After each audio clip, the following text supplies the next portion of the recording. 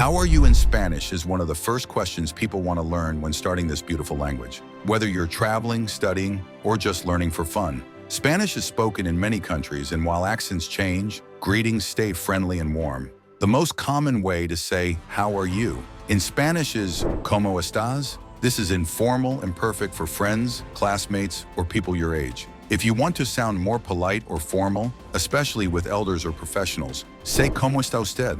Now let's look at how to reply. A very natural answer is "Estoy bien," which means "I'm well." You can also say "Me encuentro bien" or "Todo va muy bien," meaning everything is going well. These replies are safe and commonly used in daily conversations. In the middle of your learning journey, remember this key phrase again. How are you in Spanish isn't just one sentence. Spanish has many variations. For example, ¿Qué tal? Means how's it going, and ¿Cómo te va? Means how have things been. These are casual and friendly, often used among friends. If someone asks about your feelings or day, you can answer honestly. Say "Estoy feliz" if you're happy, or "Estoy mal" if you're not feeling great. Spanish allows you to express emotions very naturally. When greeting more than one person, use "Cómo están?"